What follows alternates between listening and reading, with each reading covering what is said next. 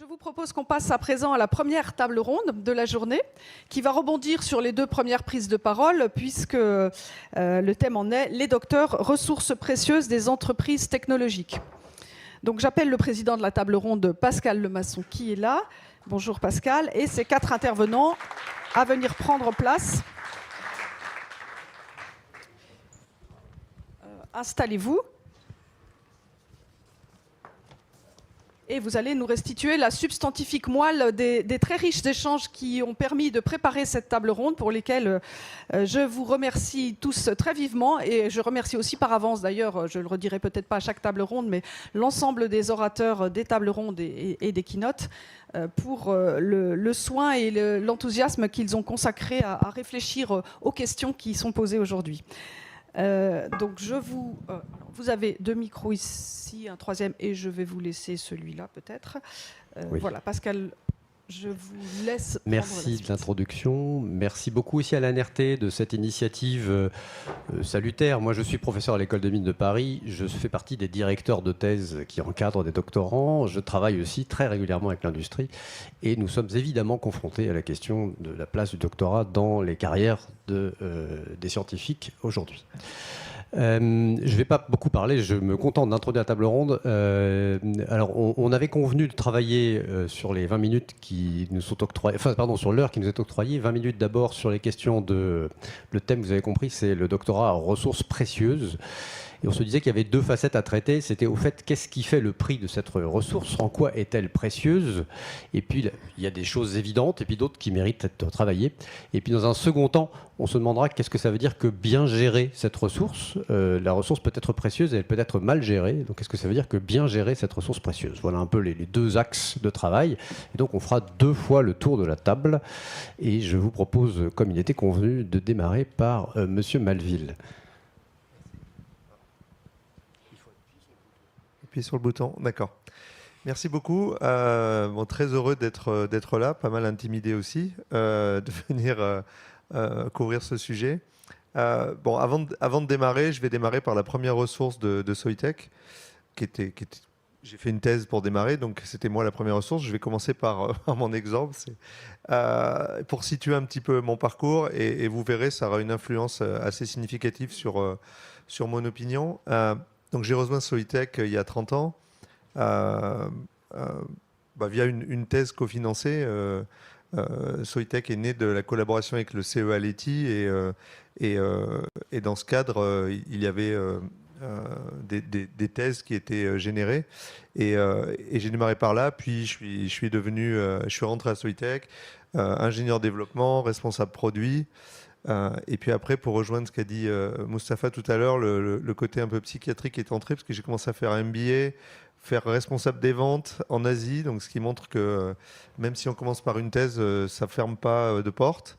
Pour revenir sur la gestion du business, et puis depuis 4 ans, la responsabilité de la technologie et de l'innovation à Soitec. Donc, et pour situer aussi Soitec aujourd'hui, nous faisons des matériaux pour le semi-conducteur, pour donner de la performance aux puces. Vous en avez tous dans votre téléphone ici, quelle que soit la marque, quel que soit le modèle. Et c'est bientôt 2500 employés, 250 personnes dans l'innovation et 11% qui sont tous les ans investis sur l'aspect innovation R&D de l'activité. On a aujourd'hui 25% de PhD dans ces 240 personnes à innovation. Mais je reviens au doctorat de départ. Donc pour moi, c'était une chance de faire une thèse après le diplôme d'ingénieur. Pour 2 raisons. Le premier, par la carrière, parce que mon souhait à l'origine, c'était de travailler sur de la recherche appliquée. Et cette technologie qu'on m'a confiée au début, cette bribe, cette idée, génère aujourd'hui plus d'1 milliard de chiffre d'affaires annuel. Donc c'est une chance énorme d'être au début et d'accompagner cette évolution, cette croissance. Et la deuxième chance, c'était vraiment d'un point de vue formation, parce que je pense qu'après les 3 ans de thèse, j'étais un bien meilleur contributeur que la sortie de mon diplôme d'ingénieur, de par toutes les choses que j'avais pu voir et toutes les nouvelles les nouveaux domaines que j'étais capable de couvrir et aussi par ce pilier que j'ai pu amener en termes de passer de l'idée à quelque chose de plus solide. Si on revient au sujet maintenant, depuis on a mis d'autres ressources en termes des ressources importantes et comme je vous l'ai dit, 25% de doctorants dans l'innovation de Soitec. Une ressource clé parce que dans toutes les personnes que l'on embauche, ou j'en parlerai un peu plus tard des thèses CIFRE que l'on a maintenant à Soitec, ces doctorants nous amènent une capacité à diriger, à driver, désolé de ce mot un peu franglais, mais à driver notre recherche, cette capacité à prendre un sujet de façon globale. Et j'ai beaucoup aimé ce qui a été dit avant, c'est-à-dire à amener une capacité à synthétiser, à prendre cette prise de recul qu'ils permettent dans les équipes dans lesquelles ils sont intégrés. Et qui nous permettent à la fois d'être très pointus sur certains éléments scientifiques de nos développements, mais aussi d'être capable de prendre ce recul et d'avoir la vision globale sur quelle est la direction. Et aujourd'hui, leur contribution au sein des équipes est vraiment clé par rapport à ces éléments-là. Et puis ensuite, du fait de ce parcours comme l'a dit Jean-François avant, de se dire, moi j'ai pris ce parcours et donc en France peut-être, je ne m'étais pas posé la question, c'était un problème français, mais de dire, j'ai pris ce parcours, ça s'est bien passé, il n'y a pas de raison qu'il y en ait pas d'autres. Donc c'est quelque chose qui s'alimente. Aujourd'hui, ils viennent à la fois dans notre collaboration avec les LETI et maintenant sur des thèses CIFRE, vraiment être clés pour les piliers technologiques que l'on met en place, de façon anticipée pour nos technologies du futur. Et de ce fait, les thèses que l'on fait avec le LETI ou en interne sont vraiment un élément fondamental de notre croissance et de notre socle technologique. Voilà. La plus grande question pour moi reste, si je fais le recul un peu sur mon expérience, c'est, je l'ai dit déjà une fois, c'était une chance de faire une thèse. Et si j'essaye de revenir à quelle est la raison pour laquelle j'ai pris la décision d'y aller, c'était principalement parce que je voulais faire des choses appliquées. Et l'opportunité s'est présentée. Tiens, ce sujet me paraît intéressant. Il y a une idée qui peut grandir dans l'entreprise. Pourquoi pas ? Et je pense que peut-être on peut arriver à amener des pistes de réflexion et des raisons un peu plus... moins opportuniste, on va dire, un peu plus solide, de se dire, tiens, pourquoi prendre cette direction ? Voilà. Merci. Élodie ? Bonjour à tous. Donc, Élodie Lecadre-Lauré, je suis très heureuse d'être ici aujourd'hui pour témoigner. Donc, pour ma part, je suis ingénieure agronome et docteur en économie. J'ai fait ma thèse très bien accompagnée par 3 instituts, AgroParisTech INRAE, IFP School et Nanterre, l'Université de Nanterre. Et donc aujourd'hui, je suis en phase de transition puisque je suis depuis une semaine prête à rejoindre Veolia, alors que j'étais il y a une semaine chez Engie en tant que responsable des programmes de recherche et innovation, et je vais prendre un poste de direction de projet innovation et décarbonation. Et donc en fait tout ça est grandement lié à ma formation, et je pense aussi à ma thèse qui m'a permis, donc si je donne les caractères précieux du doctorat pour ma part, d'être capable de zoomer et dézoomer sur les technologies. En fait, mon expertise, c'est l'énergie. C'est le secteur de l'énergie, et le secteur énergétique est rentré dans une phase de transition dans les années 2005, 2007, 2008, au moment où j'ai commencé mon doctorat, où j'ai travaillé sur une nouvelle technologie qui sont les biocarburants pour l'aviation, ce qu'on appelle le biojet fuel, basé sur une technologie qui, à la sortie de ma thèse, n'intéressait quasiment personne, à part ceux qui voulaient faire le démonstrateur. Et il se trouve qu'aujourd'hui, l'ensemble des technologies que j'ai pu étudier pendant ces 14 dernières années sont en cours d'application et de mise en place.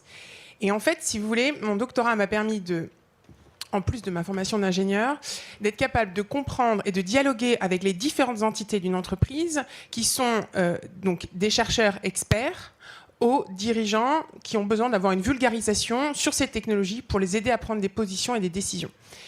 Et c'est vraiment clé, parce qu'en fait, quand on est dans des phases de transition de plus en plus récurrentes, en fait, il faut savoir accompagner les personnes avec qui on dialogue, leur expliquer, synthétiser. Et ça, en fait, c'est des méthodologies qu'on n'apprend pas forcément dans les écoles d'ingénieurs.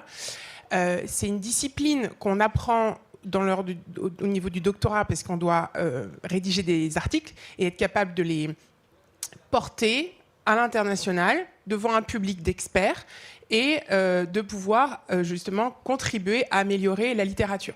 Donc en fait, pour ma part, c'était une discipline qui m'est utile au quotidien. Alors dans mon prochain poste, je ne sais pas encore, puisque je le prends le 1er décembre. Mais en tout cas, jusqu'à présent, ça m'a permis, je pense, d'avoir contribué en tout cas à driver la recherche et l'innovation et la stratégie, parce que j'ai travaillé aussi 4 ans à la stratégie. Et donc ce travail de zoomer, dézoomer est clé pour accompagner les personnes qui prennent des décisions et peut-être un jour m'accompagner pour prendre mes propres décisions. Je passe la parole à Vincent. Je prends le micro. Bonjour à tous, à toutes. Merci d'être là et ravi moi d'être là pour effectivement témoigner à ma façon. Moi, je dirige le centre de recherche de Safran. Alors, Safran a un grand équipementier, vous savez, dans le domaine de l'aéronautique, de la défense et aussi de l'espace, soit directement, soit indirectement à travers notre participation à Ariane Group. Alors, Safran est un groupe effectivement de haute technologie qui a besoin d'innover, particulièrement en ce moment, particulièrement face aux défis environnementaux, et qui a besoin de manier le levier de l'innovation technologique de manière très très intense en ce moment et dans encore au moins une décennie ou deux qui viennent. Voilà, des révolutions nous attendent, Mustapha l'a dit, c'est très compliqué et il faut s'y mettre. Voilà. Mon parcours personnel, c'est d'avoir fait une grande école d'ingénieur et une formation par la recherche après dans une université américaine. Donc j'ai eu cette double culture à la fois étrangère et de la recherche et d'une thèse. Et donc je peux témoigner dans mon rôle actuel de directeur du centre de recherche de Safran de l'importance évidemment qu'a cette fonction dans l'entreprise. Alors, si on revient 2 secondes sur les qualités spécifiques d'un doctorant, je crois que ça a été cité, Patrice Cahen l'a dit, Jean-François l'a dit, Mustapha l'a dit, mais quand même, un doctorant, c'est d'abord une capacité à creuser un sujet, de faire un état de l'art, d'identifier des verrous pour progresser, identifier les verrous, poser les questions fondamentales, c'est une évidence. Et c'est vrai dans toute l'activité économique qu'on traverse les uns et les autres. Poser les bonnes questions, c'est la première chose. Après, c'est arriver à se diriger dans un monde très incertain. La recherche, c'est pas écrit au départ, par définition. Et donc, il faut apprendre à gérer l'incertitude. Alors là, le rôle du directeur de thèse est particulièrement important. Et j'en discute parfois avec des collègues, parce qu'il se trouve que j'ai la chance aussi de participer à un conseil d'administration d'une école d'ingénieurs qui est en même temps un centre de recherche important du MSR. Et donc, cette notion-là d'arriver à gérer l'incertitude, c'est quelque chose qu'un doctorant pratique. Je reviens sur ce thème de pratique. Et puis la troisième partie, c'est un peu on a évoqué les soft skills. Oui, pendant 3 ans, un doctorant, il s'est motivé, il s'est organisé, pour arriver à un résultat très concret en temps limité. Et il a dû apprendre à convaincre, il a dû apprendre à communiquer, donc quelque part à influencer. On sait à quel point aujourd'hui convaincre dans un monde complexe, c'est un élément très très important. Voilà. Donc dit comme ça, un parcours de doctorat, c'est quelque chose de magnifique. Et on devrait tous être très convaincus, je crois que c'est le cas, mais plus généralement, Safran en particulier, le monde aéronautique, mais Safran, on a vraiment besoin de ce niveau de talent pour faire ce qu'on a à faire dans les années qui viennent. Viser moins haut, ce serait une erreur stratégique pour nous. Et je crois que voilà, c'est l'essentiel de ce que je veux vous dire. Merci beaucoup. Patrick. Oui, bonjour à toutes et à tous, enchanté d'être là. Donc Patrick Bastard, je suis responsable de la recherche et de l'expertise pour l'ensemble du groupe Renault. Alors j'ai entendu tout à l'heure Monsieur Baudouin vanter les mérites de la thèse CIFRE. Je ne peux que m'associer à ça puisque j'ai moi-même fait une thèse CIFRE. Un doctorant CIFRE, il a un pied dans l'industrie, un pied dans les laboratoires académiques.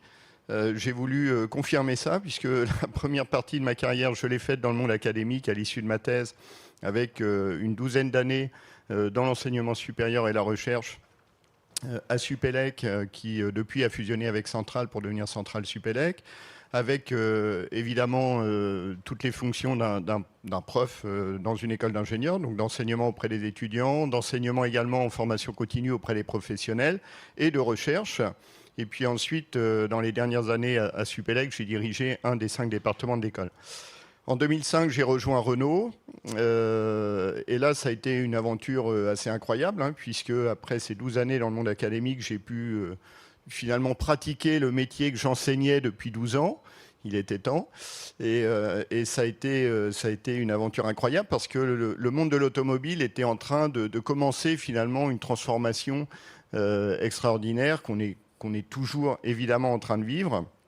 Le monde de l'automobile, c'est un monde qui vit simultanément plusieurs révolutions. La première d'entre elles, c'est la révolution de l'énergie, évidemment, avec tous les enjeux qui sont associés en termes de décarbonation, enjeux environnementaux, enjeux sur le cycle de vie complet de la mobilité.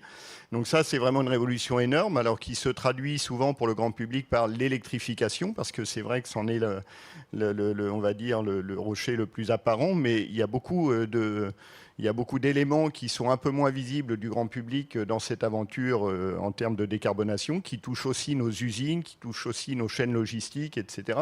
Donc c'est vraiment une transformation en profondeur de l'entreprise. On a aussi une deuxième grande révolution, c'est la révolution du digital, puisque là aussi le digital, comme beaucoup de secteurs industriels d'ailleurs, hein, percute complètement notre industrie, et c'est vrai pour nos voitures elles-mêmes qui sont connectées et qui aujourd'hui interagissent avec le conducteur évidemment de beaucoup plus qu'elles ne le faisaient il y a 20 ans. Donc c'est à la fois du digital, c'est à la fois de l'intelligence embarquée, etc. Mais le digital, ça percute aussi le monde industriel de Renault à travers nos entreprises, nos usines de fabrication, à travers nos chaînes logistiques, à travers évidemment toute la chaîne commerciale et après-vente.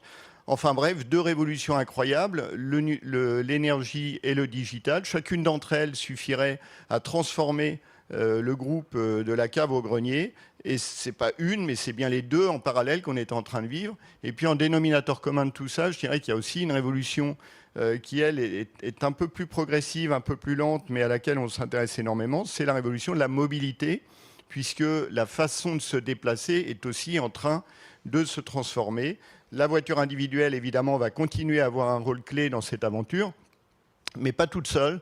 Et tous les schémas d'intermodalité avec d'autres moyens de transport, que ce soit des moyens de transport collectifs ou d'autres objets de mobilité, le vélo, la trottinette, le monoroute, tout ce que vous voulez, c'est des vrais sujets parce que c'est des sujets qui appellent à la fois des enjeux technologiques, mais aussi des enjeux de société. Ce qui est vrai aussi de la décarbonation d'ailleurs. Alors pourquoi je vous fais ce préambule ? C'est pour vous expliquer pourquoi, oui, en effet, les doctorants et les docteurs sont une ressource précieuse pour l'entreprise. Et une ressource précieuse pour l'entreprise dans l'environnement que je viens de vous décrire, encore plus, je dirais qu'il y a 20 ans où dans l'automobile, les choses étaient beaucoup plus progressives. Aujourd'hui, on est à la fois dans un monde qui fait appel à des technologies de pointe, et qui fait appel à des compétences extrêmement pointues pour gérer des ruptures qui vont être des ruptures technologiques, mais aussi des ruptures d'usage, on l'évoquait tout à l'heure à travers l'expérience utilisateur, et aussi des ruptures de business model. Et pour tous ces sujets-là, alors évidemment la technologie est souvent mise en avant, mais je ne veux pas oublier les 2 autres pans du trépied là. Et pour gérer finalement ces ruptures et ces transformations, on a besoin de gens qui soient à la fois extrêmement pointus, qui connaissent parfaitement leur domaine. On a aussi besoin de gens qui sont capables de naviguer dans un environnement qui est quand même très très incertain, hein, puisque l'environnement que je viens de vous décrire là, forcément, il est beaucoup plus incertain que le monde de l'automobile d'il y a 20 ou 30 ans. Et c'est aussi pour ces raisons-là que les docteurs sont extrêmement précieux parce qu'ils apportent en fait une vraie compétence à la fois sur leur domaine qu'ils ont creusé pendant les 3 années de leur thèse en termes de connaissances, mais aussi une vraie compétence en termes de savoir-être. Capacité à poser le problème, à le défricher, à faire un état de l'art, à prendre de la hauteur, et puis à apporter finalement des pistes et à discuter ces pistes de solutions, capacité aussi à s'arrêter parfois, parce que faire une thèse, parfois, c'est aussi s'engager sur des pistes de solutions, et puis au bout de quelques temps, on s'aperçoit que c'était une fausse bonne idée. Il faut savoir s'arrêter, faire un peu machine arrière, repartir sur une autre idée. Et toute cette capacité de comportement, de rebond, de savoir naviguer dans des environnements incertains, c'est pour nous extrêmement précieux, et plus encore aujourd'hui, comme je disais à l'instant, là, que ça n'était probablement il y a 20 ou 30 ans. Donc, quand on parle d'intelligence artificielle, quand on parle de traitement d'images, par exemple, quand on parle d'électrochimie, c'est des sujets absolument clés. Et je peux vous garantir que sur ces 3 compétences-là, et la liste, elle n'est pas exhaustive, on n'avait quasiment pas de compétences en automobile il y a 20 ans. Parce que c'est des technologies nouvelles qui viennent avec l'introduction du computer vision dans la voiture, avec l'introduction des batteries, avec l'introduction de l'intelligence artificielle. Et tout ça, ça fait qu'on a besoin vite de compétences pointues et de comportement. Donc j'insiste bien là-dessus, c'est du savoir et du savoir-être. Merci beaucoup. Alors vous avez compris que d'abord je remercie les intervenants de table ronde, ce que je n'ai pas encore fait, non seulement d'être là aujourd'hui, mais aussi du temps qu'ils ont consacré à la préparation de cette table ronde. Et vous n'avez là qu'un extrait assez bref des argumentaires que j'ai pu entendre en discutant avec chacun d'eux.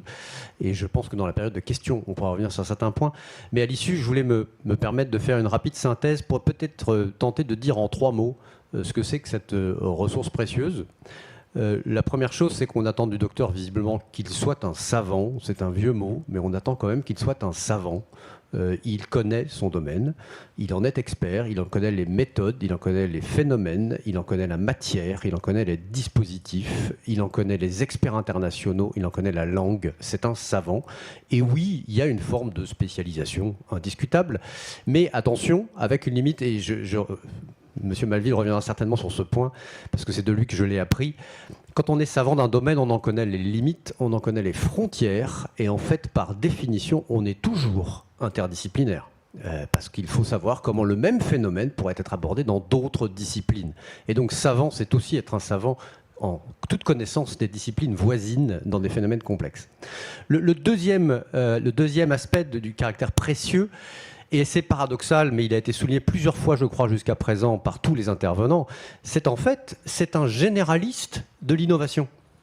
C'est la fameuse forme en T.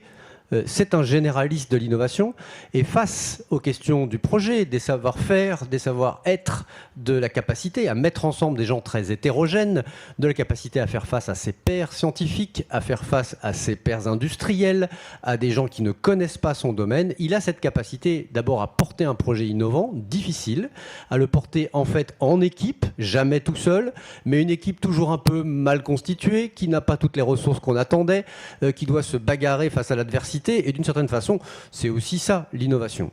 Donc un généraliste de l'innovation à un niveau souvent très exigeant en termes de chaos, d'incertitude, etc.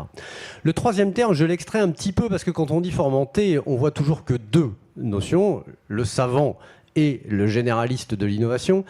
J'aurais insisté sur une notion qui ressort beaucoup et qui me semble essentielle aujourd'hui face aux transitions. C'est un expert, mais aussi de l'inconnu. Patrice Kahn avait cette idée, quand on commence une thèse, on est confronté à quelque chose d'inconnu. Or, finalement, dans un très grand nombre de questions contemporaines, on est confronté à l'inconnu. Et ce qu'on apprend dans la thèse, c'est à agir dans l'inconnu. C'est pas qu'on sait brutalement, mais c'est qu'on doit réussir à agir et à organiser l'action dans l'inconnu. Et de ce point de vue-là, évidemment, le doctorant, il apprend une chose importante, c'est quand même le raisonnement scientifique. Et il est capable, face à l'inconnu, de distinguer le vrai du faux, mais aussi le vrai du faux et l'indécidable. Il est capable de dire que là, pour l'instant, on ne sait pas, et c'est important. Il est aussi capable de dire que de temps en temps, en fait, on sait, et que non, c'est pas comme on croit. On sait que c'est pas comme ça que ça marche. Et donc, il apporte une sorte de rigueur pour dire ce qui est réellement inconnu et ce qui relève plutôt éventuellement d'un imaginaire fantaisiste. Et cette troisième compétence, à l'heure où on voit un déferlement de technologies nouvelles, un besoin de transformation radicale, cette capacité à être sérieux et rigoureux face à l'inconnu et en même temps pas démuni, pas dans l'émotion, mais plutôt dans la capacité à avancer doucement, c'est une expertise assez critique. Donc savant, généraliste de l'innovation et expert de l'inconnu. C'est ce que je retenais des échanges qu'on a pu avoir et de ce que vous avez pu dire maintenant. Trois grands axes pour la ressource précieuse. Maintenant, le deuxième aspect de la table ronde, et je vais vite repasser la parole à nos interlocuteurs, c'est, sachant ces trois facettes possibles d'être une ressource précieuse, comment peut-on bien la gérer, mieux la gérer, et comment même dans vos entreprises, vous avez éventuellement un certain nombre de pratiques, vous en avez évoqué quelques-unes quand on avait discuté, un certain nombre de pratiques finalement assez originales sur gérer la ressource précieuse. Alors on va tourner dans l'autre sens pour éviter les effets de fixation, et donc je cède la parole à Patrick Bastard. Alors en effet, on l'a vu... À l'évidence, le docteur est une ressource précieuse. Alors, comment on fait pour gérer cette ressource précieuse? Alors, j'aime pas beaucoup le mot gérer la ressource, c'est un peu trivial, mais partons là-dessus. Bah, la première chose, c'est qu'il faut attirer les docteurs.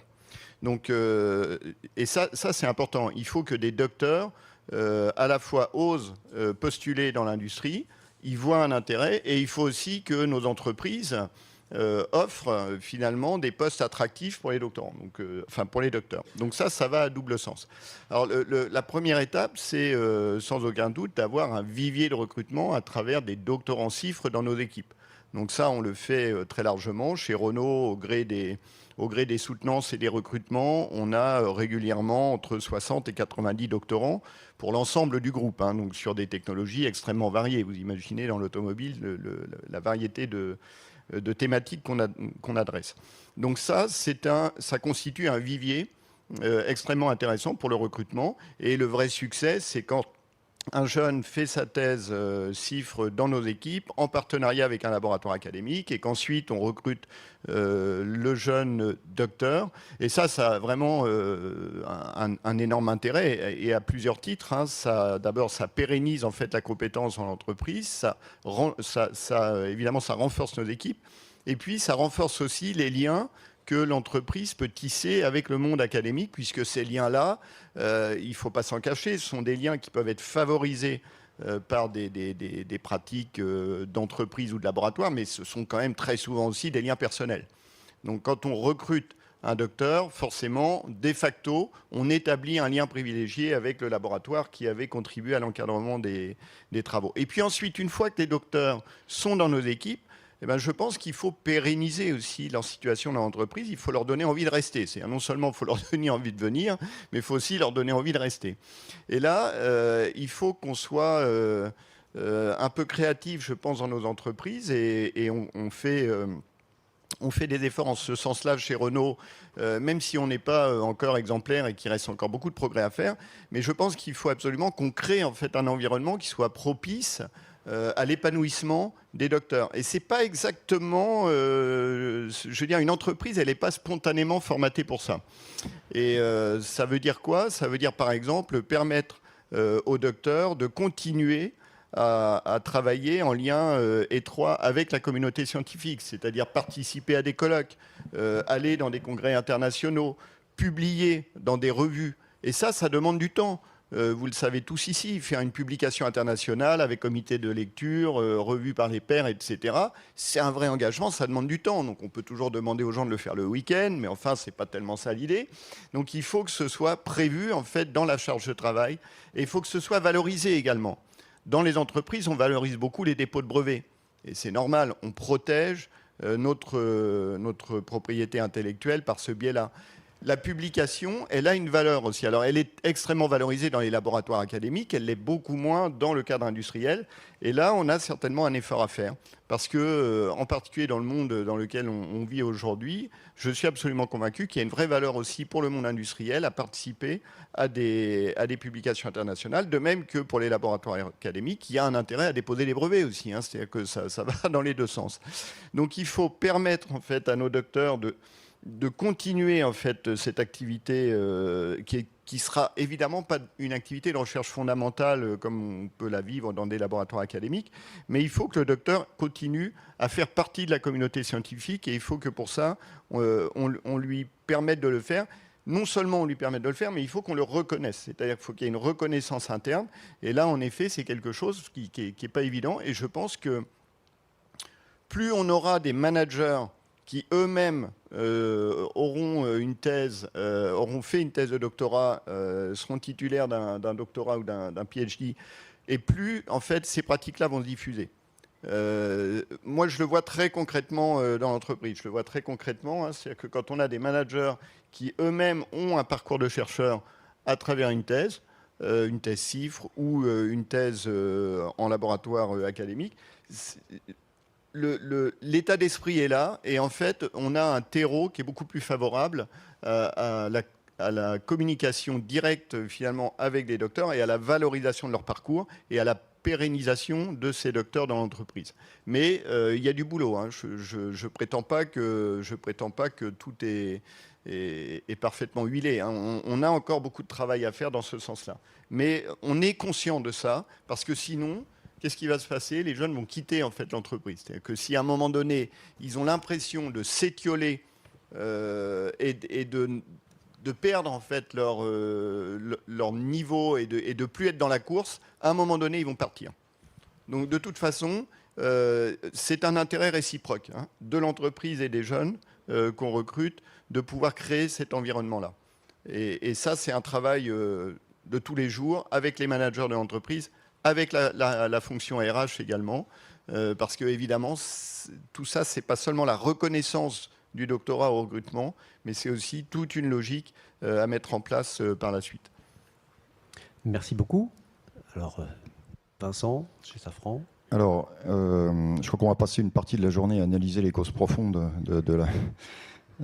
on va peut-être pas y passer trop de temps. Il me semble, moi, que beaucoup des problèmes qu'on rencontre pour augmenter le nombre de docteurs est principalement une question d'image, de perception, hein, lié le doctorant qui se prépare à être un spécialiste sur un sujet étroit, ayant du mal à évoluer, alors que, bon, on l'a vu, hein, je crois que Pascal, vous l'avez bien résumé, c'est une généralité absolument fausse et qui n'est pas perçue d'ailleurs comme telle dans les pays anglo-saxons, hein, juste en Allemagne, en Angleterre, aux États-Unis, etc. L'évidence est le contraire, hein, puisque comme ça a été dit, je pense dans le rapport, en fait, la perception du doctorant et du docteur est quelqu'un au contraire absolument indispensable à l'innovation technologique et donc à la capacité à traiter l'incertitude, l'inconnu, etc. Donc cette perception est complètement fausse. Il se trouve que, bon, au sein de Safran, je crois qu'on a fait un progrès important dans la manière de dépasser cette perception. Je l'ai dit, hein, je crois, deux membres de notre comité de direction du groupe sont des docteurs. Donc c'est une situation qui n'aurait certainement pas eu lieu il y a 20 ans. Aujourd'hui, on a, je crois, au dernier comptage, un peu plus de 200 thèses CIFRE en cours. Donc si je compte en plus 201, je crois, est le chiffre exact. Si je compte en plus toutes celles que nous finançons directement, on a des ingénieurs en CDI à Safran qui sont en train de faire une thèse. On en dirige aussi un certain nombre de thèses par extérieur, par des projets européens, etc. Au total, j'ai oublié le nombre, mais enfin, on doit en avoir près de 300 en temps réel. Et le fait d'être très conscient dans l'entreprise, j'ai évoqué tout à l'heure, du lien entre la qualité de la structuration de notre recherche et notre capacité d'innovation technologique est un message fort que nous passons régulièrement auprès de toutes les institutions, hein, et auprès des étudiants. Et qui s'est traduit typiquement par la création du centre de recherche. Donc ça, qui a maintenant une dizaine d'années et qui nous permet, dans le centre de recherche, d'embaucher, déjà d'avoir à peu près 80 doctorants en temps réel, et puis d'en embaucher la plus grande partie, et de leur fournir du coup un cadre pour développer leurs compétences, leurs contributions à l'entreprise dans des conditions assez favorables, hein. Bien sûr, le fait de publier, d'avoir du temps pour aller dans les conférences, j'insiste tous les jours auprès de nos chercheurs dans le centre pour qu'ils aient le temps de faire ça et qu'ils prennent le temps de faire ça, qu'on leur donne le budget pour faire ça. Ça fait partie de nos fondamentaux. Voilà, il y a un petit risque qu'il faut qu'on gère de, entre guillemets, ghettoiser du coup le chercheur, hein, de le réduire au centre de recherche. Donc je passe aussi une partie de mon temps à leur expliquer que leur talent de spécialiste de l'innovation et vraiment de maître de l'inconnu peut trouver beaucoup d'autres applications dans l'entreprise. Aujourd'hui, dans l'entreprise, j'ai cité nos dirigeants, mais on a des gens qui sont responsables de grands projets, on a des gens qui sont directeurs d'usine, responsables de la stratégie, qui font du marketing auprès des clients, qui sont des gens particulièrement doués pour vanter la qualité de leurs produits, et Dieu sait que nous avons des produits technologiques. Donc, un de mes rôles, c'est justement d'éclairer pour les gens qui commencent leur carrière à travers une démarche scientifique, d'éclairer en fait tout ce que leur talent peut apporter à l'entreprise. Voilà. Et globalement, c'est quelque chose qui progresse. Si maintenant on étend, bien sûr, à la France entière et à l'ensemble de l'industrie et des services, l'image est un petit peu plus complexe, un petit peu plus contrastée, on va dire. Il y a plein de sujets qu'on peut évoquer. Hein, le rôle de notre modèle de formation, la dualité grandes écoles, universités, est évoqué par Patrice Caine. Je crois que c'est un des éléments fondamentaux. À titre personnel, moi je pousse beaucoup pour qu'on invente des graduate school d'engineering à la française, parce que je crois que c'est un des points qui va. Alors notre ministre l'évoquera peut-être tout à l'heure, mais c'est un des grands sujets. Je sais que beaucoup d'établissements du MESR et d'ailleurs évoluent, cherchent leur voie dans cette direction-là, et moi personnellement j'essaie d'accompagner le mouvement dans les fonctions que j'ai. Je le mentionnais tout à l'heure, dans une école d'ingénieurs. Merci beaucoup. Élodie, vos expériences de la bonne gestion des ressources précieuses. Merci. Déjà, je rejoins particulièrement ton point sur le fait d'offrir des opportunités hors de la R&D. Parce qu'en fait, quand on est docteur et qu'on travaille dans la R&D, en fait, on a les codes, on sait comment ça fonctionne et on peut continuer à travailler dans cette veine-là. Mais dès qu'on veut sortir de la R&D, on devient un ovni pour les RH. Enfin, je parle... en connaissance de cause. Et en fait, il faut faire son propre parcours. Alors encore plus quand on a fait des sciences sociales en doctorat. Enfin, moi, j'ai un background technique, puisque en tant qu'ingénieur agronome. Mais je pense que faire son... Enfin, je veux dire, on a besoin d'un accompagnement aussi de cette ressource auprès des RH pour... construire des parcours, parce qu'en fait, quand on fait un MBA, on sait à quoi se destine la personne qui a fait un MBA. Quelqu'un qui a fait un doctorat, qui a donc un diplôme post-master, eh bien, en fait, on est comme souvent, on a l'impression d'avoir une poule devant un couteau, quoi. Enfin, c'est pas, je généralise pas, mais j'ai été confrontée souvent à cette situation-là. Et en fait, j'ai embauché 2 doctorants récemment et j'ai trouvé hyper intéressant la vertu d'encadrer des doctorants CIFRE, en étant moi-même passée par ce doctorat CIFRE, parce que je peux leur donner les tuyaux au quotidien sur comment ils pourront gérer leur carrière en interne et quels sont les bénéfices de la thèse CIFRE pour comprendre le milieu de la recherche universitaire et le milieu de l'entreprise pour choisir leur voie, en fait. Parce qu'en fait, quand on fait une thèse CIFRE, on n'est pas forcément destiné à rester dans une entreprise. Et un progrès, en fait, on a vraiment... Enfin, la recherche va être essentielle pour la préparation de l'avenir de l'énergie. Enfin, ça, j'en suis convaincue. On a encore énormément de choses dans les labos, on a énormément de choses à industrialiser, et il faut que les gens se comprennent. Et pour l'instant, on ne se comprend pas encore très bien entre la recherche fondamentale et la recherche en entreprise.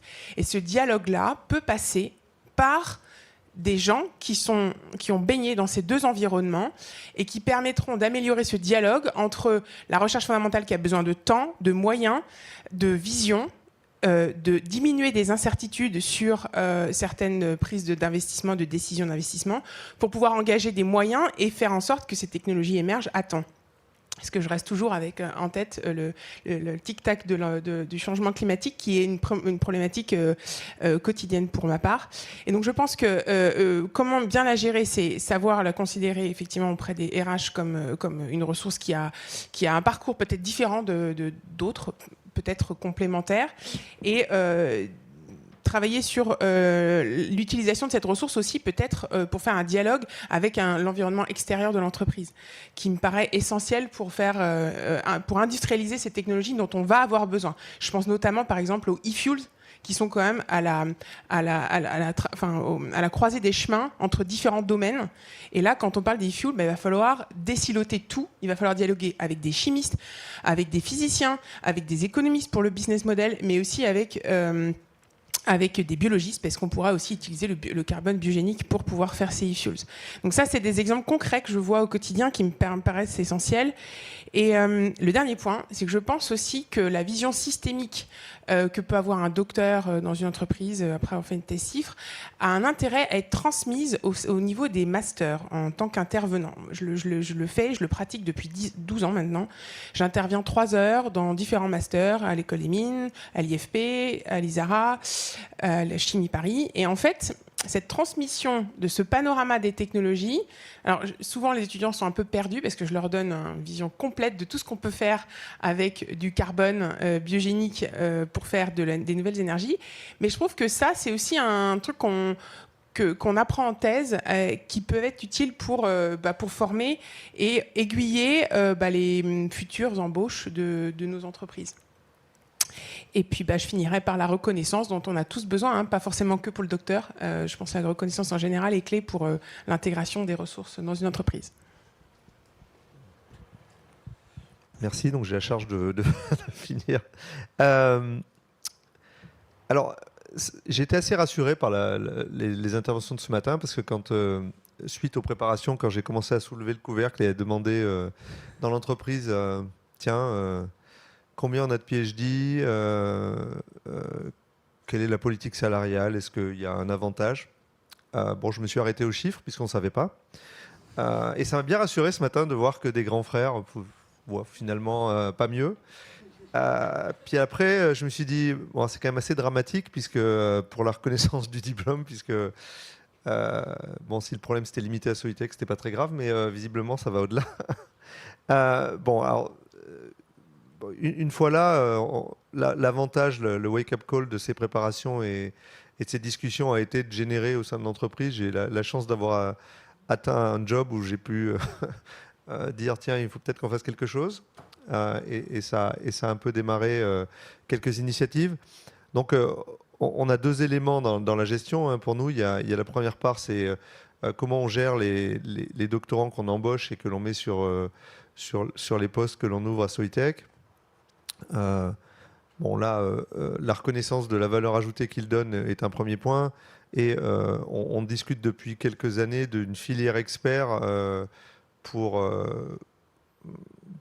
valoriser en fait tous ces éléments qu'ils amènent dans l'entreprise. Parce que en première approximation sur une société de notre taille qui a beaucoup grandi, si vous voulez grandir, progresser, etc., le premier réflexe, c'est de devenir manager.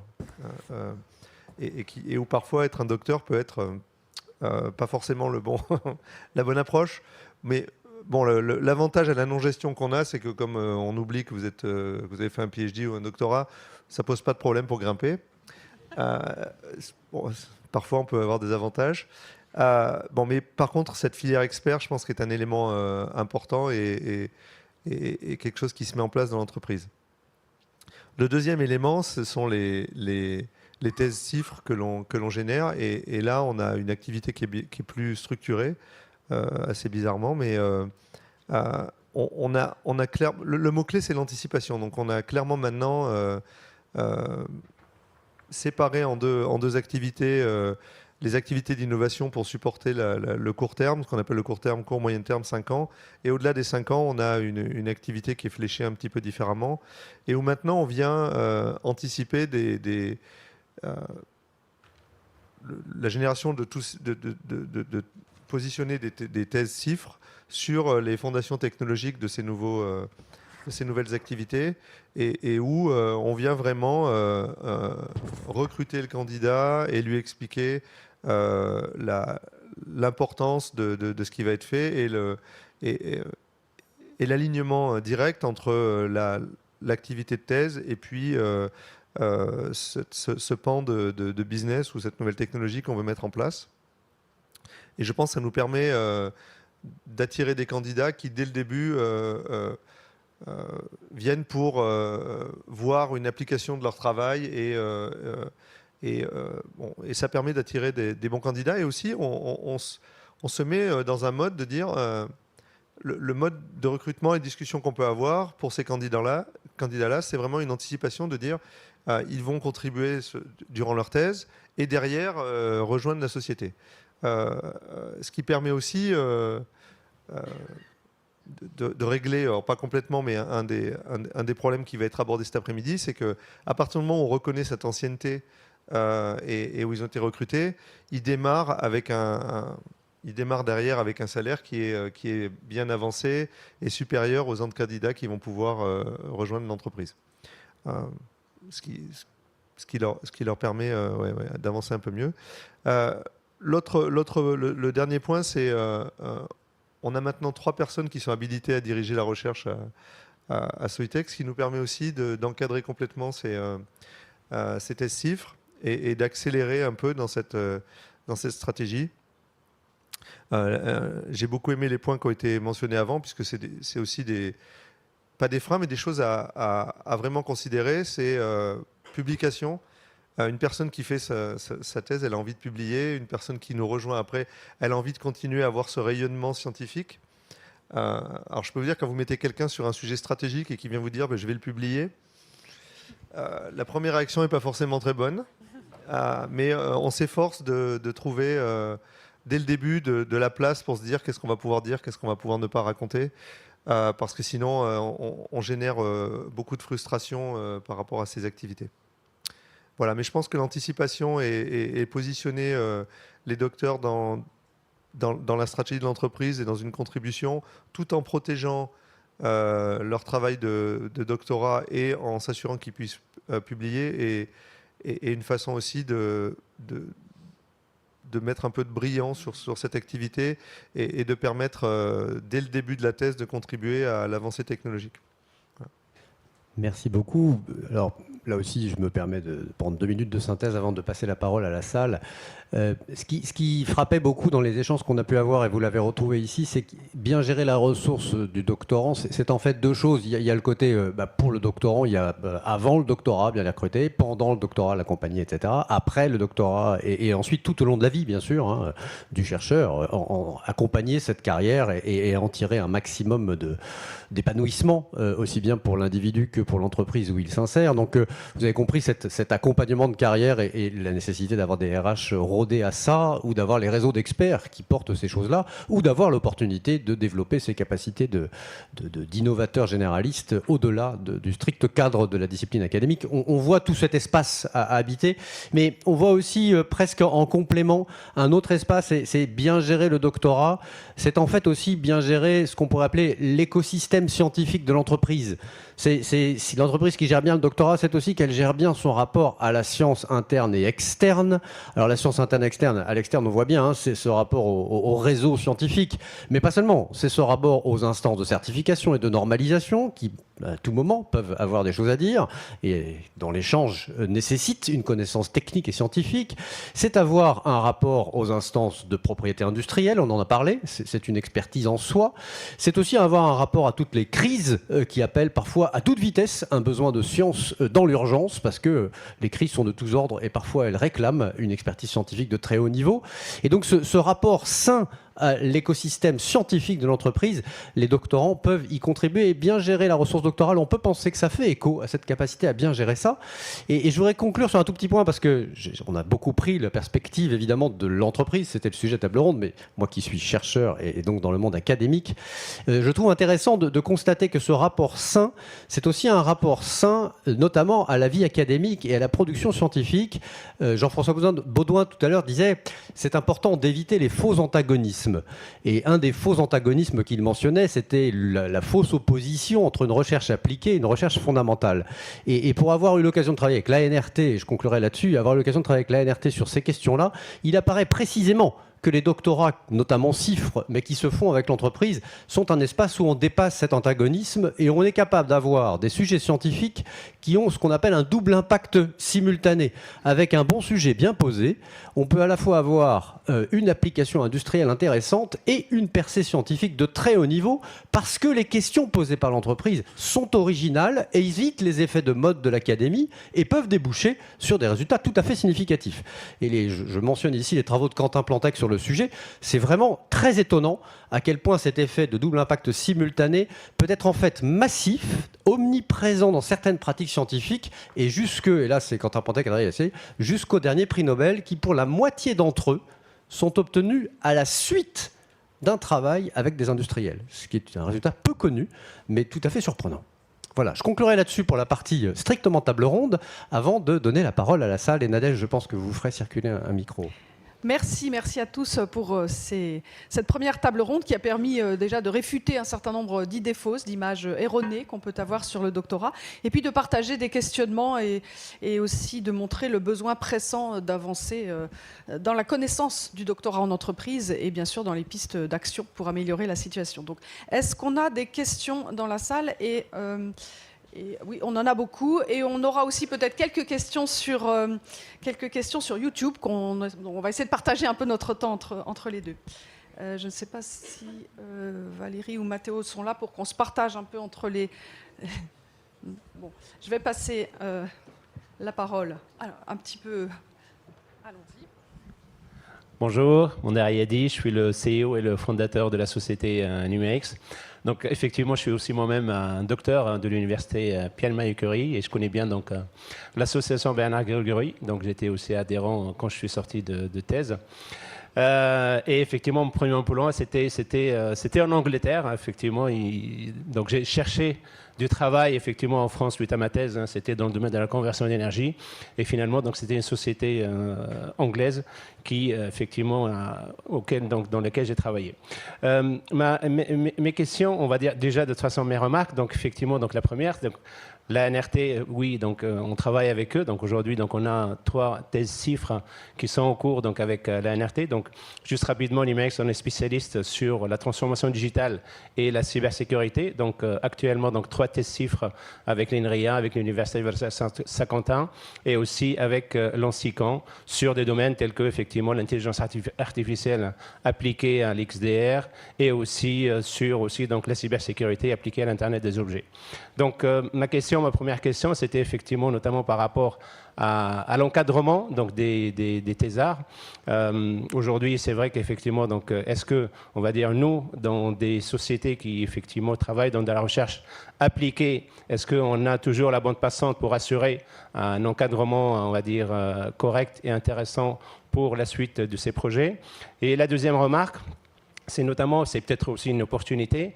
Nous, on va dire donc les PME innovantes, et d'ailleurs on fait partie du pôle de compétitivité systématique, on est toujours à la recherche, on va dire, de use case de plus en plus intéressants, de plus en plus importants. Et je m'interroge sur la question, on va dire, donc de collaboration tripartie entre grands comptes, PME innovantes et bien entendu, effectivement, avec le secteur académique. Quid de cette opportunité-là pour, bien entendu, travailler sur des projets encore plus pertinents et intéressants. Merci. Donc l'encadrement et les use cases. Nous, il se trouve que l'encadrement, là aussi, grâce au centre de recherche, on a pu favoriser l'émergence de beaucoup d'habilitations à diriger les recherches. On en avait déjà dans le groupe qu'on a réussi du coup à mutualiser et on favorise la possibilité pour nos chercheurs de poursuivre vers des AGR et donc beaucoup saisissent l'opportunité. Donc ça nous aide à continuer à, je dirais, déjà structurer la recherche, c'est important, on l'a mentionné à quel point c'était fondamental, et du coup encadrer nos futurs doctorants. Vis-à-vis de la question de la complémentarité, les approches communes entre PME, grands groupes, et puis etc. Oui, les pôles de compétitivité pour moi aident beaucoup à ça. Je voudrais juste souligner aussi l'importance des IRT, des instituts de recherche technologique, qui sont un lieu de partage, de projets communs, qui peuvent donner lieu à l'émergence de sujets de thèse, partagés, là encore, entre plusieurs acteurs, des laboratoires et plusieurs acteurs de différentes tailles. Donc c'est une façon que nous pratiquons de manière, que nous apprenons à pratiquer, de faire ce genre de choses. Et de fait, c'est très fructueux, parce que bien sûr, l'innovation passe par l'ouverture, et c'est une façon de faire qui est très, très utile.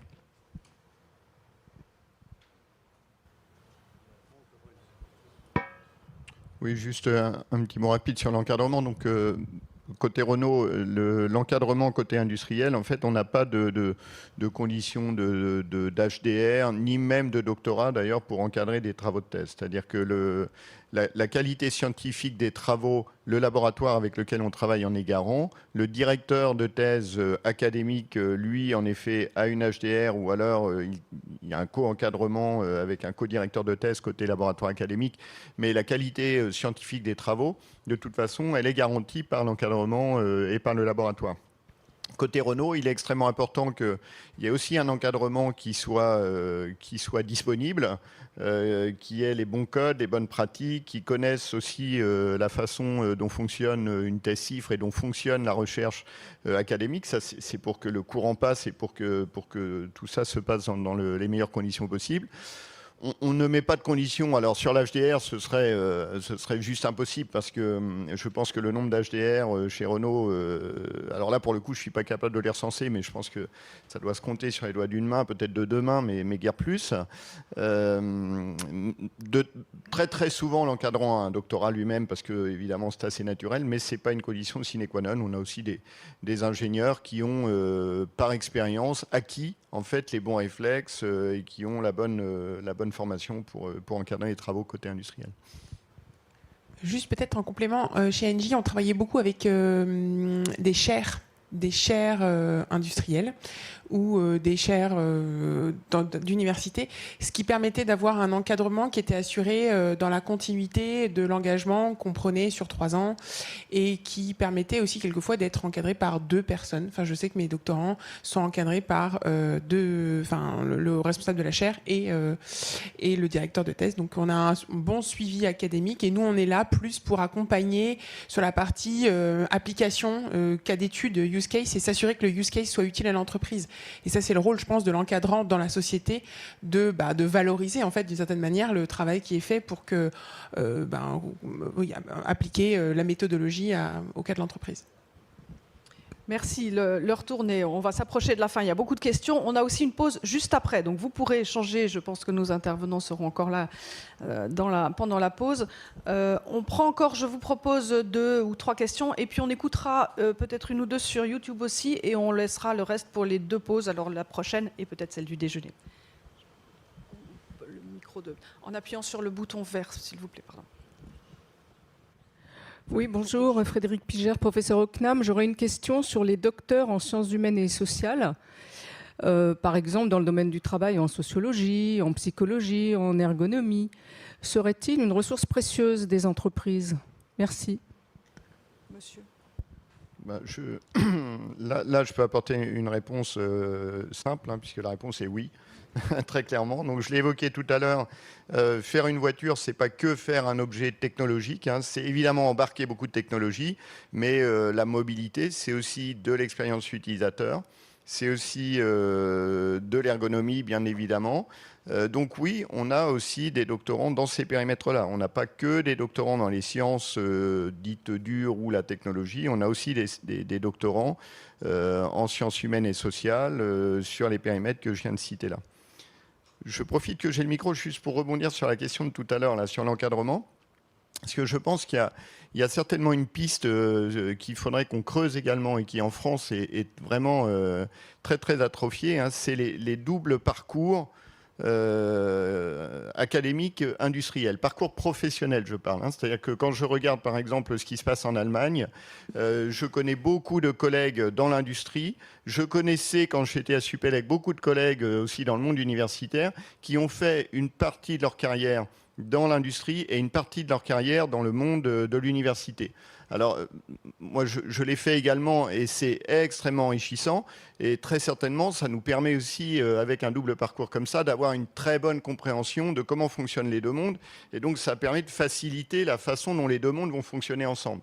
Et du coup, quand on parle d'encadrement de doctorants, là, pour le coup, ça devient complètement naturel puisque on connaît, on a vécu dans les 2 mondes. Et ça, je pense qu'en France, on n'a pas les leviers pour faire ça. On a beaucoup de blocages pour faire des carrières mixtes, académiques, industrielles, qui peuvent être des blocages administratifs, des blocages de parcours de carrière, de reconnaissance, de salaire, etc. Et il faut vraiment qu'on arrive à faire sauter ces verrous-là parce que je suis absolument convaincu qu'il y a énormément de valeur à créer au carrefour des 2 mondes. Je ne dis pas que ces deux mondes ne se parlent pas, on en est la preuve ici vivante aujourd'hui, hein, mais on peut faire beaucoup, beaucoup mieux. Et ça, c'est un levier certainement important que certains de nos pays voisins et amis utilisent et qu'en France, on néglige complètement. On a un labo, chez Engie, il y a un laboratoire environnement et société qui a engagé 4 docteurs en sociologie et qui ont fait leur thèse sur l'exploitation minière des métaux critiques, sur le captage du CO2 et j'en passe. Et donc 4 docteurs en sociologie. Merci. Je vous propose encore 2 questions de la salle et peut-être 1 ou 2 de Mathéo sur YouTube. Et je suis désolée, mais le temps ne va pas nous permettre. Mais en revanche, vraiment, il reste quelques minutes ensuite pour pouvoir en parler. Monsieur. Bonjour, merci pour cette introduction, cette première table ronde. Je suis Patrice Acnin, directeur scientifique de l'IRT Systemix. Et je voulais, effectivement, on est aujourd'hui à parler en tout cas sur cette table ronde, de docteurs ressources précieuses pour les entreprises technologiques. Donc en fait, c'est les thèses vis-à-vis des industriels et comment elles peuvent enrichir les entreprises. J'ai moi-même fait un parcours précisément initialement en double cursus, un petit peu comme l'indique Patrick Bastard, en ayant connaissance des deux mondes. Et alors on peut faire une double carrière, ça c'est vraiment quelque chose d'intéressant, j'en suis un peu la preuve vivante. J'ai fait une partie de mon temps aussi, avant d'arriver à l'IRT Systemix, à la SNCF. Et donc on peut voir les deux côtés et ça permet de vraiment nourrir sa propre vision des attentes des deux mondes. Mais je pense que les académiques ont bien compris que pour réussir à dérouler bien sa carrière, on fait du visiting. On va voir d'autres labos, on se promène. Les ingénieurs le font aussi de façon assez naturelle, ils changent d'entreprise et donc ils bougent. Je pense que faire 2 parties de carrière, d'aller d'un côté à l'autre, c'est aussi une manière de le faire, mais on pourrait essayer d'instancier des propositions beaucoup plus souples de visiting entre académiques et industriels. Là, je pense qu'il y aurait quelque chose d'intéressant à faire. Alors, à l'IRT, on fait des choses un peu de ce type-là, puisqu'on fait des mises à disposition sur des temps courts. Mais un IRT est un objet hybride, intermédiaire entre l'académique et l'industriel. Là, on pourrait imaginer d'aller un peu plus avant et surtout de sensibiliser les RH à ces parcours, des parcours où, pendant 1 an, un ingénieur va faire du temps dans un labo. Et inversement, des professeurs vont faire, ou des enseignants-chercheurs vont faire un temps d'1 an dans les entreprises. Ça permettrait vraiment, à mon avis, de faire comprendre à tous l'intérêt de passer une thèse et d'ensuite de dérouler une carrière grâce à cette connaissance et ces soft skills qu'on a aussi gagnés grâce à une thèse. Merci de cette proposition. Je ne sais pas si ça appelle une réponse de votre part. On a un exemple, on a mis ça en place, nous, avec le NREL, National Renewable Energy Laboratories, aux États-Unis. Mais c'est très récent et c'est pas forcément évident à mettre en place. Et on n'a pas eu tant que ça de candidats qui se sont proposés à aller aux États-Unis, mais pour faire une immersion pendant plusieurs mois. Ça coûte très très cher pour une entreprise de mettre ça en place, mais on pense que c'était stratégique pour la société. Et je pense que c'est une bonne idée, effectivement. Par contre, l'inverse, j'ai jamais vu d'aller dans une université. Bien. Une toute dernière question que j'avais promise, vous vouliez. Et puis ensuite, on passe à 2 questions sur YouTube et on s'arrête. Oui, bonjour. Mossadegh Talbi, je suis professeur à Aix-Marseille Université en charge de la formation doctorale. Ce n'est pas une question, mais plutôt une observation. Ce qu'on observe, c'est que très souvent, les entreprises ou les grands groupes, si je parle que des grands groupes en France, expriment leurs besoins pour leur centre de recherche d'innovation en termes d'ingénieurs, beaucoup moins en termes de docteurs. Contrairement à ce qu'on observe en Allemagne, où le doctorat est très très reconnu. Et donc ma question, c'est pourquoi?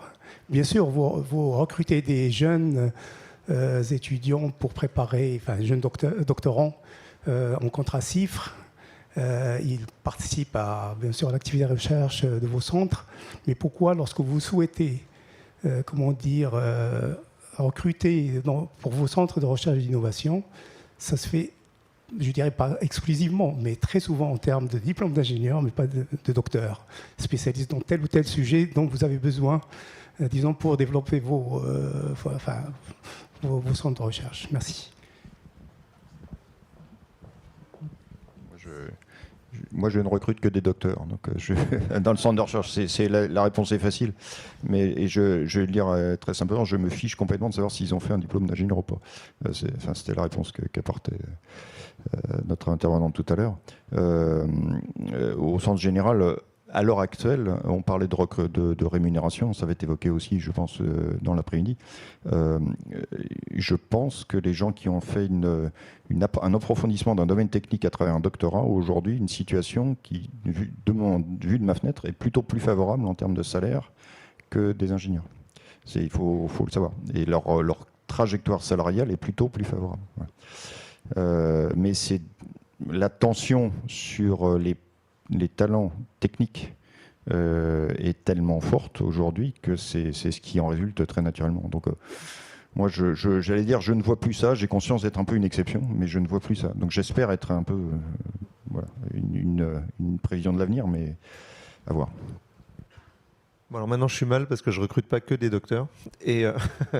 Mais je pense qu'il y a pour répondre, je pense qu'il y a une banalisation de l'appellation. On cherche un ingénieur innovation ou R&D. Je pense que derrière, il n'y a aucune un pré-tri de savoir quel sera le diplôme qui est derrière. Mais c'est vrai qu'on peut souffrir de cette banalisation. Ouais, Juste un petit mot. Moi, je pense qu'on a tout à perdre à opposer en fait les deux. C'est-à-dire qu'on a en France un système avec des écoles d'ingénieurs qui fonctionnent très bien, qui forment très très bien, et puis on a des docteurs avec toutes les qualités qu'on a évoquées avant. Moi, je suis vraiment pas dans la logique d'opposer. Et alors, en effet, il y a des périmètres sur lesquels on sait pourquoi un doctorat va être un plus. Et pour toutes les raisons que j'ai évoquées tout à l'heure, typiquement quand on recrute un électrochimiste chez nous, oui, on va favoriser très nettement un jeune qui aura un doctorat pour toutes les raisons que j'ai évoquées, parce que c'est un domaine hyper pointu, parce que s'il a fait aussi une thèse, il va arriver avec un bagage technique que n'aura pas forcément un jeune ingénieur. Pour autant, on recrute aussi des ingénieurs électrochimistes qui sortent de nos meilleures écoles. Et pour moi, il y a de la place pour tout le monde, il n'y a pas d'opposition. On est là aujourd'hui pour valoriser le diplôme de doctorat, pour réfléchir ensemble comment faire en sorte que ce diplôme de docteur soit davantage valorisé dans le monde industriel. On n'est certainement pas là pour dévaloriser le diplôme d'ingénieur. Je pense que c'est juste pour qu'il n'y ait pas d'ambiguïté. Non, au cas où. Merci. Merci beaucoup. On a, je crois, sur la chaîne YouTube pas mal de réactions et de questions aussi. Mathéo, peux-tu nous en transmettre une ou deux et on s'arrêtera là-dessus. Oui, donc je remercie déjà tout le monde qui nous suit en ligne et qui est en train de mener un chat très intéressant et constructif. Il y a eu plusieurs réactions. Évidemment, il y a une partie sur ce que vous dites, la valeur du doctorat dans les entreprises et derrière sa rémunération. L'absence, semble-t-il, de crise salariale. Donc il y a beaucoup de questionnements là-dessus, mais on y reviendra. Il y a une question sur les sciences humaines et sociales, mais je pense que ça a été répondu. Donc je reviens sur la relation du doctorat et je prends deux questions. L'une, c'est de Paul Chochat, maître conférence à Aix-Marseille Université, qui se demande quel type d'étudiant vous préfériez avoir en thèse, de la fac ou des grandes écoles. Et la deuxième question de Michael Lallard d'ENISA Lyon, c'est si vous connaissez, si vous pratiquez la validation d'acquis d'expérience pour les doctorats dans vos entreprises. Merci. Juste sur le premier point, pour recruter un doctorant, ce qu'on va regarder, c'est avant tout la qualité du jeune et de la candidature. C'est avant tout ça qui est important. C'est-à-dire que est-ce qu'on privilégie des gens qui ont un diplôme d'ingénieur ou des gens qui ont un diplôme de master de l'université ? Non, on ne fait aucune distinction. Par contre, on fait passer beaucoup d'entretiens, on reçoit beaucoup de jeunes, on a une sélection assez rigoureuse. Cette sélection, elle est faite en partenariat avec le laboratoire qui va encadrer les travaux. Et à l'issue de cette phase de sélection, on choisit quelqu'un. Mais franchement, je serais incapable de vous dire on privilégie tel ou tel diplôme. C'est vraiment la qualité du parcours, la motivation et la personnalité du jeune qu'on recrute. J'apporterais peut-être une petite nuance quand même, parce que même si on souhaite fonctionner comme ça, on a tous un biais là-dessus, parce qu'en fait les grandes entreprises qu'on représente aujourd'hui ont quand même tendance à vouloir embaucher des gens qui sont généralistes, puisqu'ils pourront s'adapter à différents postes. Donc même si c'est notre souhait, je pense qu'on a quand même tendance quelquefois à prendre aussi des gens qui sont capables de pouvoir aller sur différents domaines plus tard. Je pense. Et sur la VAE, est-ce que vous souhaitez répondre? Est-ce que vous encouragez les débuts de doctorat en entreprise et ou l'acquisition de compétences doctorales? Je l'ai mentionné tout à l'heure, on a, nous, des gens qui rentrent dans l'entreprise, qui font des parcours techniques et qui, à un moment, souhaitent approfondir, donc qui voient la valeur de l'approfondissement, qui voient la valeur de se confronter à cet inconnu. Et quand il y a convergence d'intérêt entre la personne et le sujet au sein de l'entreprise, on accompagne cette démarche. Bon, c'est une sélection comme une autre. Hein. On prend des candidats internes comme on prend des candidats venant des masters ou des écoles d'ingénieurs. Voilà. Donc c'est une ouverture qui me semble intéressante. C'est quelque chose qui est encore insuffisamment connu comme possibilité. Mais nous, on considère que c'est quelque chose qui est très, très fructueux. Merci beaucoup. Merci à tous les 5 de vos apports. Merci.